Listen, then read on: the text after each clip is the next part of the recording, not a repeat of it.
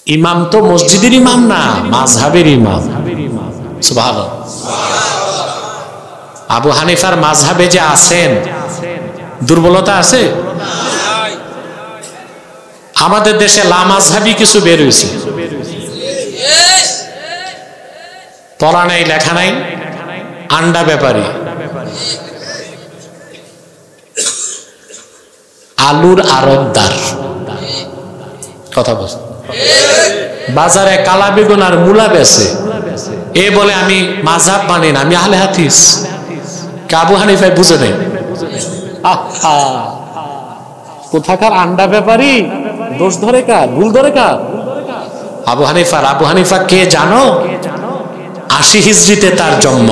ইমাম আজমের জন্ম 80 হিজরিতে। 4 জন সাহাবী সাক্ষাৎ লাভ করছেন।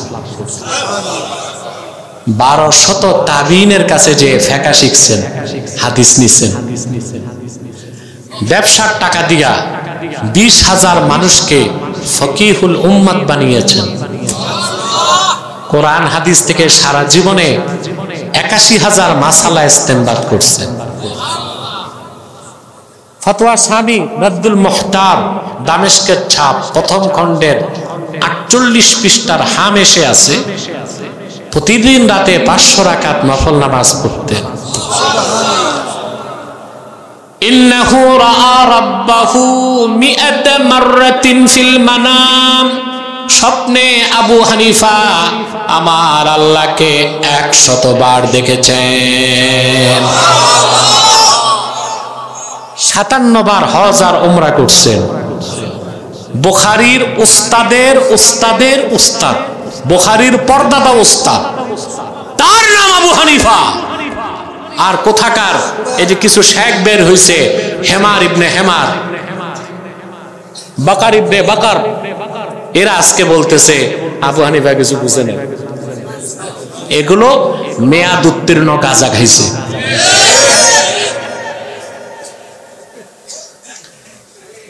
প্রশ্ন হচ্ছে আবু হানিফা কি আয়াতটা বুঝে নাই? আয়াত তো বলতেছে ওয়াইদা তুলিয়াত আলাইহিম আয়াতুহু যাদাতহুম ঈমানা। যখন মুমিনদের সামনে কোরআনের তেলাওয়াত হয়, ঈমান তাদের বাড়ায় দেয়। সুবহানাল্লাহ। কুল্লু মা যাদা নাকাসা, যা বাড়ে তা কমে। এই জন্য বুখারী বলেছেন ইন্নাল ঈমানা ইয়াজিদু ওয়া ইয়ানকুস, ঈমান বাড়ে এবং কমে। আবু হানিফা কি বলতে চাইছে তা তো বুঝো নাই। আবু হানিফার মূল কথা, বাকিদের কথায় কোনো দ্বন্দ্ব। ইমাম আযম বলেছেন ইন্নাল ঈমানা লা ইয়াজিদু ওয়া লা ইয়ানকুসু, তার মানে ইন্না আসলাল ঈমান লা ইয়াজিদু ওয়া লা ইয়ানকুসু। মূল যে ঈমান, যেটা তাসদিক বিল জানান, সেটা বাড়েও না, সেটা কমেও না। কিন্তু ওয়ালাকিন্না নূরাল ঈমান ইয়াজিদু বিত্তাআতি ওয়া ইয়ানকুসু বিল মাসিয়াতি, কিন্তু নেক আমল করলে ঈমানের নূরটা বেড়ে যায়, গুনার কাজ করলে ঈমানের নূর কমে যায়। তা আবু হানিফা বলেছেন ঈমান বাড়ে না কমে না, তার মানে মূল ঈমান বাড়েও না কমেও না। আর বাকিরা বলছেন ঈমান বাড়ে কমে, তার মানে ঈমানের নূর বাড়ে নূর কমে। তা দুই কথায় মৌলিক পার্থক্য আছে? নাই তো। সুবহান। আমি এটা একটা দৃষ্টান্ত দেই। বিখ্যাত মুসলিম দার্শনিক মুহাদ্দিস, যার মাধ্যমে সারা হিন্দুস্তানে হাদিসের খ্যাতমত ছড়িয়ে গেছে, শাহ ওলিউল্লাহ মুহাদ্দিস দেহলভী রাহমাতুল্লাহ, যার নামটা নিলে হৃদয়টা গলে যায়। হুজ্জাতুল্লাহিল বালেগায় তিনি একটা দৃষ্টান্ত দিয়েছেন। সেই দৃষ্টান্তটা আমি আপনাদেরকে বুঝাবার স্বার্থে আবার আমার মতো দিচ্ছি। আপনার হারিকেন দেখছেন? এখন তো গ্রাম দেশে নাই, কমে গেছে। টর্চ লাইট, চার্জ লাইট, এখন হয়েছে সোলার প্যানেল। হারিকেন এখন জাদুঘরে পাবেন। কোথায়? আর খুব বুড়া মানুষ বাঙালি সংস্কৃতি ছাড়তে পারে না, এমন কারো কাছে হারিকেন পাইতে পারে, ঠিক না? আর কিছু ব্যান গাড়িতে পাইতে পারে। এখন দেখবেন সন্ধ্যার সময় হারিকেনে আগুন দিলে সারা ঘর আলোকিত, সারা রাত জ্বলার পর ফজরের সময় দেখবেন আলো কমে গেছে, ঘর অন্ধকার। এখন বলেন তো ভিতরে সলিতার আগুন কি একটুও কমছে? না, সারা রাত জ্বলার কারণে চিমনিটা কালো হয়ে গেছে। চিমনি কি হয়েছে? এই জন্য আলোটার প্রকাশ পাচ্ছে না, কিন্তু সলিতার আগুন বাড়েও নাই কমেও নাই। মূল ইমানটা বাড়েও না কমেও না। নেক আমল করলে ইমানের নূর বাড়ে, বদ আমল করলে নূর কমে যায়। সেই জন্য আল্লাহ রাব্বুল আলামিন বলেছেন, পরিপূর্ণ মুমিন যারা, প্রথম বৈশিষ্ট্য আল্লাহর বিধান শুনলে মনগুলো তাদের গলে যায়। আর যখন তাদের সামনে কোরআনের আয়াতের তেলাওয়াত হয়, কোরআনের তেলাওয়াত তাদের ঈমানকে বহুগুণ বাড়ায় দেয়। কয়টা বৈশিষ্ট্য শুনলেন? 3 নাম্বার, ওয়া আলা রাব্বিহিম ইয়াতাওয়াক্কালুন, তারা তাদের রব আল্লাহর উপর পূর্ণ মাত্রায় তাওয়াক্কুল করে। আমাদের তাওয়াক্কুল আছে? যতটুকু থাকা দরকার ততটুকু কি আছে? নাই তো। যে ব্যক্তির পূর্ণ মাত্রায় আল্লাহর উপর ভরসা নাই, সে তো কোনো অবস্থায় মুমিন হইতে পারে না। পারে? এজন্য পরিপূর্ণ মুমিনের তৃতীয় বৈশিষ্ট্য, সর্বাবস্থায় সে ভরসা রাখবে কার উপর? আল্লাহ তাআলার উপর। আমরা এগুলো মুখে বলি, অন্তরে বিশ্বাস। রিজিকের জন্য যদি আল্লাহর উপর তাওয়াক্কুল থাকে, তাহলে মানুষ সুদ খায় কেন, ঘুষ খায় কেন?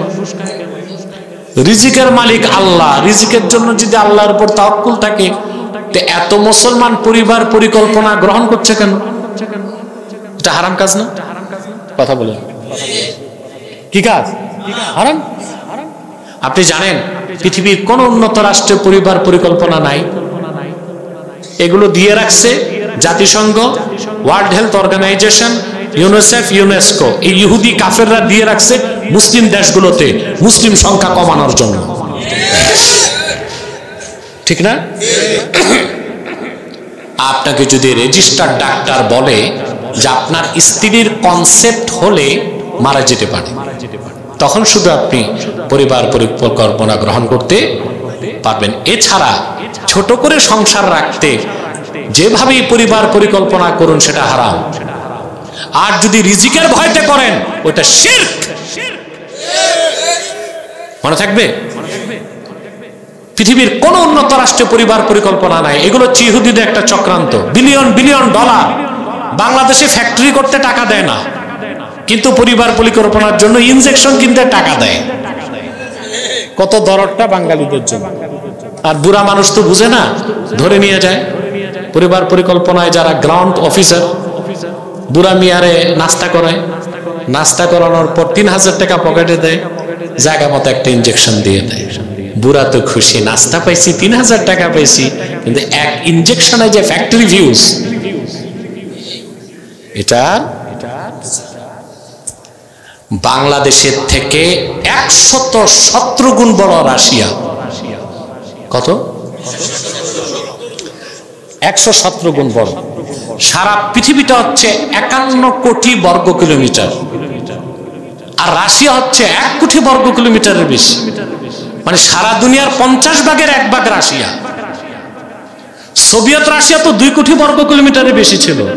এখনকার রাশিয়া 1 কোটি বর্গ কিলোমিটারের বেশি, আমেরিকার চেয়ে বড়। মানুষ আছে মাত্র 14 কোটি। কত? পুতিন সরকার সিদ্ধান্ত নিয়েছে যারাই বাচ্চা নেবে ট্যাক্স ফ্রি, 2 বাচ্চা ভ্যাট ফ্রি, 3 বাচ্চা শিক্ষা ফ্রি, 4 বাচ্চা সরকারি ভাতা। সারা পৃথিবীতে ইহুদি আছে এখন 110 মিলিয়ন। 11 মানে 1 কোটি 10 লাখ, 1 কোটি 11 মিলিয়ন, 1 কোটি 10 লাখ সারা পৃথিবীতে। ওরা এত চেষ্টা করতেছে, ওদের প্রজনন ক্ষমতা বাড়াইতে পারতেছে না, কমতেছে। মানুষ পয়দা হবার জন্য আল্লাহ তাআলা পুরুষকে দিয়েছেন সেক্স ক্রোমোজোম, মহিলাকেও দিয়েছেন। পুরুষেরটা হচ্ছে XY, মহিলাটা হচ্ছে XX। ক্রোমোজোম, যেটা সেক্স ক্রোমোজোম। বিজ্ঞানীরা দেখেছে ইহুদিদের সেক্স ক্রোমোজোম ধ্বংস হয়ে যাচ্ছে। আহা, উম্মতে মুহাম্মাদিরে ফিলিস্তিনে মারবা বোমা দিয়া আল্লাহ জায়গা মতো বোমা মেরে দিছেন। আল্লাহু আকবার বলেন। সেই জন্যই ইহুদিরা চায় আপনারা পরিবার পরিকল্পনা নিয়ে সংখ্যা কমান। পারবে তারা? কথা বলেন। আল্লাহর হাবিব ইরশাদ করেছেন, আহলুল জান্নাতি ইশরুনা ওয়া মিআতু সাফিন। হাশর ময়দানে বেহেশতীদের 120টা কাতার হবে। আদম থেকে ঈসা পর্যন্ত লাখের উপর নবীগণের মুমিনদের কাতার হবে মাত্র 40টা। আল্লাহর হাবিবের উম্মতের কাতার হবে 80টা। দেখেন না, আজ পৃথিবীতে আমরা 200 কোটি, কত বেড়েই চলছে। সুবহানাল্লাহ। আপনাদেরকে ভয় দেখায় বাংলাদেশ ছোট দেশ, 18 কোটি মানুষ, থাকবা কই? প্লেনে উঠেন না, প্লেনে মাইলের পর মাইল খালি, বুঝেন না? এইসব ভয়তে ভয় পাবেন না। রিজিকের জন্য কার উপর ভরসা করবেন? জীবনের জন্য, মৃত্যুর জন্য, সুখের জন্য, দুঃখের জন্য। সুবহানাল্লাহ। আল্লাহর উপর যার তাওয়াক্কুল নাই ওটা মুমিন না, ওটা ফরমালিন যুক্ত। ওটা কি? আমি আমলটা দিয়ে গেলাম আপনাদের। বিপদে পড়লে হায় হায় করে চিৎকার করবেন না, এই দোয়াটা পড়বেন। পুরা দোয়াটা বুখারী শরীফে এসেছে, বলবো? মুখস্থ রাখতে পারবেন? হাসবি আল্লাহু লা ইলাহা ইল্লা হুয়া আলাইহি তাওয়াক্কালতু ওয়া হুয়া রাব্বুল আরশিল আযীম। হাদিস সাক্ষ্য দেয়, যে মুমিন বান্দা প্রত্যেকদিন ফজরের পরে 7 বার, মাগরিবের পরে 7 বার এই দোয়াটা পড়বে, আল্লাহর রহমতের চাদরে 24 ঘন্টার জন্য সেই মুমিন ল্যামিনেটেড হয়ে যাবে। কোন নজর, জাদুটোনা, বান, বুলেট, বোমা কিছুই তার শরীরে লাগবে না। সুবহানাল্লাহ। তাওয়াক্কুল কার উপর? এই আমলটা করবেন। আমি দেখছি আল্লাহর উপর তাওয়াক্কুল করলে আল্লাহ সাহায্য করে। আর যত ভয় তত হয়, যত ভয়, এটা মনে রাখবেন, যত ভয় তত ভয়, যত পাবেন বাড়তেই থাকবে ভয়। আল্লাহ ছাড়া কাউকে ভয় করি না, এই কনসেপ্ট যখন হৃদয়ে লালন করবেন, দুনিয়ার কোন অপশক্তি আপনার সামনে দাঁড়াতে পারবে না, আপনাকে মেরে ফেলতে পারবে। মুমিনের অভিধানে পরাজয় বলে কোনো শব্দ নাই, 2টা শব্দ, বিজয় নয় বিপর্যয়। বিজয় নয় বিজয়, আর বিপর্যয় হচ্ছে ভুল করলে, কিন্তু ঠক নাই। মুমিন যদি হেরেও যায়, মরেও যায়, শহীদ হবে। কাফের যদি জিতেও যায়, বেঁচেও যায়, জাহান্নামে যাবে।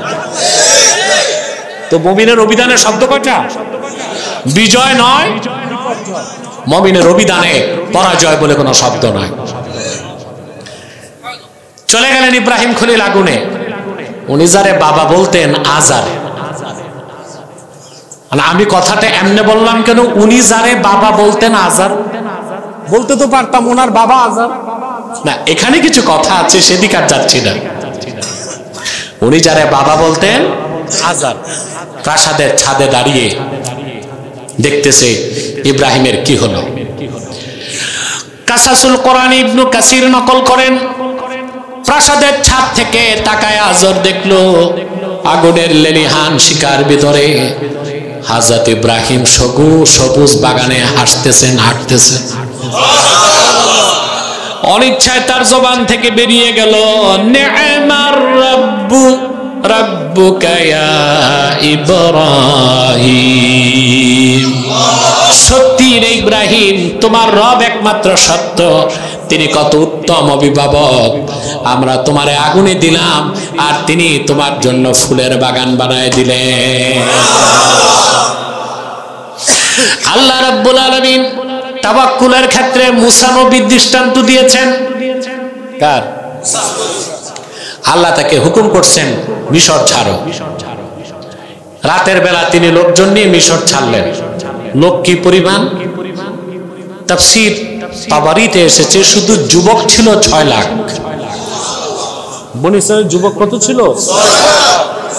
বাকি মানুষ, মহিলা, বৃদ্ধ, শিশু, কিশোর, কিশোরী সব মিলিয়ে কত লাখ তার তো হিসাব নাই।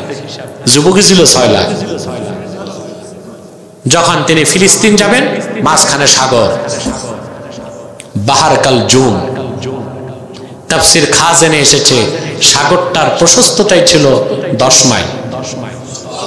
লাখ লাখ মানুষ, ব্রিজ নাই, নৌকা নাই। খবর পেয়ে ফেরাউন তার বাহিনী নিয়ে রওনা দিচ্ছে। ফেরাউনের বাহিনীতে ঘোড়সওয়ারি ছিল 80,000। 80,000 ঘোড়া যদি দৌড়ায়, ধুলা কত উড়বে আর আওয়াজ কত দূর যাবে, আতঙ্ক কেমন। বনী ইসরাইল যখন পিছনে তাকায় দেখলো ফেরাউন আসতেছে, পিছনে তরবারি, সামনে সমুদ্র।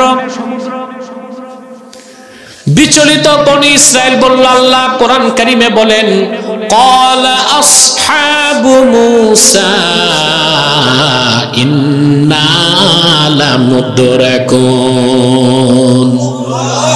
মুসার সঙ্গী সাথীরা বলল, আমরা তো ধরা পড়ে গেলাম।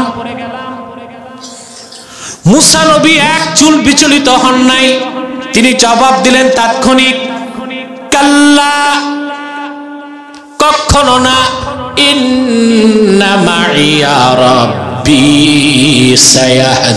সায়াহদিন। আমার সাথে আমার রব আছেন, যার হুকুমে দেশ ছাড়লাম তিনি পথ দেখায় দিবেন। আল্লাহ হুকুম করলেন, মুসা তোর লাঠি দিয়ে বাড়ি দে। সাগরে আঘাত করলেন, আল্লাহ সমুদ্রের উত্তাল তরঙ্গমালা বিদীর্ণ করে একটি নয় 12টি শুকনা পথ বানায় দিল।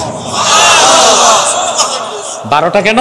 তাফসীরে এসেছে বনী ইসরাইল গোত্র ছিল 12টা, একটার সাথে আরেকটা মারামারি করত। আপনারা করেন কিন্তু টাটা যুদ্ধ করেন না?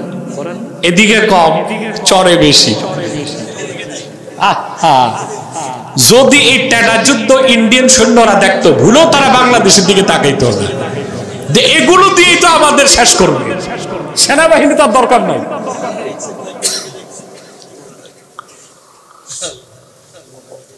আমার ভাইরা, ওরা ছিল 12টা গোত্র। ওরা তো এক পথে গেলে মারামারি করে নিজেরই মরবে। আল্লাহ 12টা পথ করছেন, যা 12টা 12 পথে যা। তাওয়াক্কুল করছেন মুসা নবী কার উপর? এবার দৃষ্টান্ত নেন কোরআন থেকে। সাইয়্যিদুল মুতাওয়াক্কিলিন, তামাম পৃথিবীর তাওয়াক্কুলকারীদের মহান নেতা, সমস্ত নবী রাসূলগণের মাথার তাজ, আমার নবী, তোমার নবী, বিশ্ব নবী মুহাম্মদ মুস্তাফা সাল্লাল্লাহু আলাইহি ওয়াসাল্লামের তাওয়াক্কুলের দৃষ্টান্ত আল্লাহ ওনার উপর অবতীর্ণ কোরআনে তুলে ধরেছেন। আল্লাহ তার হাবিবকে নির্দেশ করলেন মক্কা মুকাররমা থেকে হিজরত করে মদিনা মুনাওয়ারায় যেতে। আল্লাহর হাবিব হিজরতের বহু আগে আবু বকর সিদ্দিককে বলেছিলেন, আবু বকর তুমি হিজরতে আমার সঙ্গী হবা। যেদিন জিবরিল এসে বললেন, ইয়া রাসূলুল্লাহ আজকে রাতেই আপনাকে হিজরতে যেতে হবে, আল্লাহর হাবিব সাল্লাল্লাহু আলাইহি ওয়াসাল্লাম সিদ্দিক আকবরের দরজায় এসে প্রথমে তাকে ডাক দিলেন, ইয়া আবু বকর। প্রথম ডাকেই দরজা খুলে গেল। সিদ্দিক আকবর বললেন, লাব্বাইকা ওয়া সাদাইকা ইয়া রাসূলুল্লাহ। হুজুর আমি উপস্থিত আছি। আল্লাহর হাবিব বললেন, আবু বকর তোমাকে বলেছিলাম হিজরতে আমার সঙ্গী হবা, আজকে যে হিজরত তা তো বলি নাই, তুমি কি ঘুমাও নাই? তিনি বললেন, ইয়া রাসূলুল্লাহ, ইয়া হাবিবাল্লাহ, আপনার কদমে আমার বাবা মা দুজনই কুরবান হয়ে যাক। যেই দিন আপনি বলেছেন হিজরতে আমি আপনার সঙ্গী হব, সেদিন থেকে দিনের বেলা কোথাও যেতাম না, আপনার কদমে উপস্থিত থাকতাম। আর রাতের বেলা বাড়ি আসলে বিছানায় পিঠ লাগায় ঘুমাতাম না, কারণ আমি যদি নিদ্রায় বিভোর থাকি আপনি এসে কয়েকবার ডাকলে বেয়াদবি হবে। সেই জন্য সেদিনের পর থেকে দরজায় ট্যাক লাগায় আমি আবু বকর দাঁড়ায় দাঁড়ায় ঘুমিয়েছি।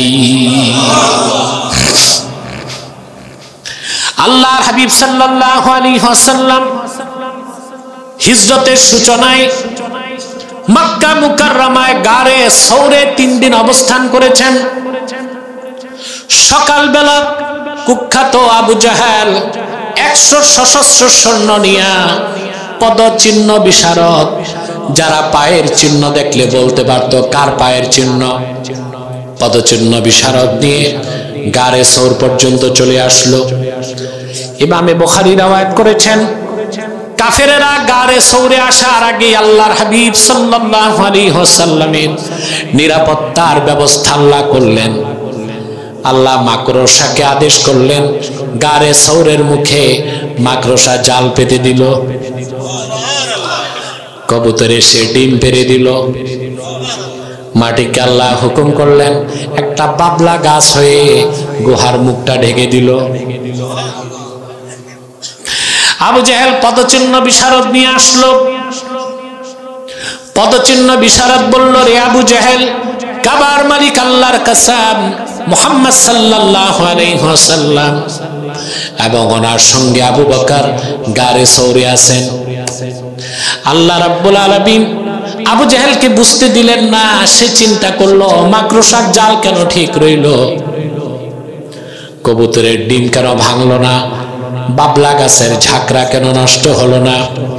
আসলে এখানে আবু জেহেল তার আল্লাহর হাবিবের বিরুদ্ধে চক্রান্ত করেছে, আর আল্লাহ রাব্বুল আলামিন আবু জেহেল এবং কাফেরদের বিরুদ্ধে কৌশল অবলম্বন করেছে। সিদ্দিক আকবরের চোখ থেকে তিনি উপরের দিকে তাকায় দেখলেন কাফেরদের পা দেখা যায়, হাতে নাঙ্গা তরবারি সূর্যের আলোতে চকচক করছে। সিদ্দিক আকবরের চোখ থেকে পানি ঝরতে লাগলো।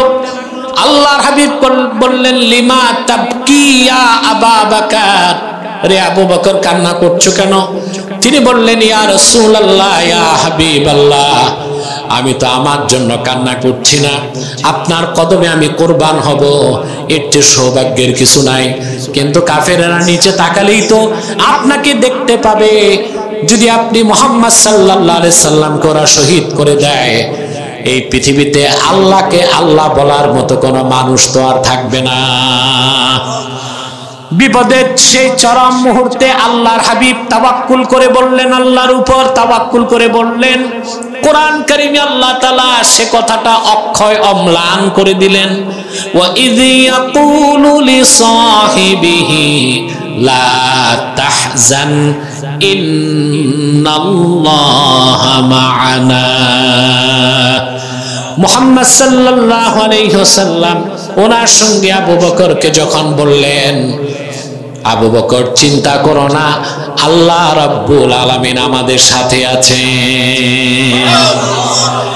এবার আসুন আল্লাহর আখিরি নবী মুহাম্মদ সাল্লাল্লাহু আলাইহি ওয়াসাল্লাম বিপদের চরম মুহূর্তে আল্লাহর উপর যে তাওয়াক্কুল করেছেন, পূর্বের কোন নবীর পক্ষে ওই রকম তাওয়াক্কুলের দরজা হাসিল করা সম্ভব হয় নাই। ইমামে বাইজাবি তাফসীর বাইজাবিতে ব্যাখ্যা করতে যে লেখেন, মুসা নবী যখন তাওয়াক্কুল করেছেন তিনি বলেছেন ইন্না মাইয়া রাব্বি, আর রাসূলুল্লাহ যখন তাওয়াক্কুল করেছেন তিনি বলেছেন ইন্নাল্লাহা মা'ানা। দুই কথার পার্থক্য কি? সুবহানাল্লাহ, আছে পার্থক্য? ইমামে বাইজাবি ব্যাখ্যা করেন, হযরত মুসা পয়গম্বর বিপদের চরম মুহূর্তে আল্লাহকে স্মরণ করার আগে নিজের কথা স্মরণ করেছেন। তিনি বলেছেন ইন্না মাইয়া রাব্বি, আমার সাথে আছেন আমার রব। আগে নিজেকে স্মরণ করছেন, পরে আল্লাহকে। কিন্তু আল্লাহর আখির নবী মুহাম্মদ সাল্লাল্লাহু আলাইহি ওয়াসাল্লাম যখন আল্লাহর উপর তাওয়াক্কুল করেছেন, নিজের কথা স্মরণ করার আগে আল্লাহকে স্মরণ করেছেন। সেজন্য আল্লাহর হাবিব বলেছেন, ইন্নাল্লাহা মা'ানা, আবু বকর চিন্তা করো না, আল্লাহ আছেন আমাদের সাথে। আমার ভাইরা, আল্লাহর আখির নবী মুহাম্মদ সাল্লাল্লাহু আলাইহি ওয়াসাল্লাম ১৫০০ বছর আগে সাহাবায়ে কেরামকে তাওয়াক্কুল শিক্ষা দিয়েছেন, উম্মতকে তাওয়াক্কুল শিক্ষা দিয়েছেন। আল্লাহর উপর পূর্ণ মাত্রায় তাওয়াক্কুল আনার আগ পর্যন্ত কোন মুসলিম খাঁটি মুমিন হতে পারে না। রাসূল করিম সাল্লাল্লাহু আলাইহি ওয়াসাল্লাম, তোমরা আসো দুইজন। রাসূল করিম সাল্লাল্লাহু আলাইহি ওয়াসাল্লাম সাহাবায়ে কেরামকে তাওয়াক্কুল শিক্ষা দিয়েছেন। তবে মনে রাখবেন, যার ঈমানের জোর যত বেশি, তার তাওয়াক্কুলের স্তর তত ঊর্ধ্বে। সুবহানাল্লাহ।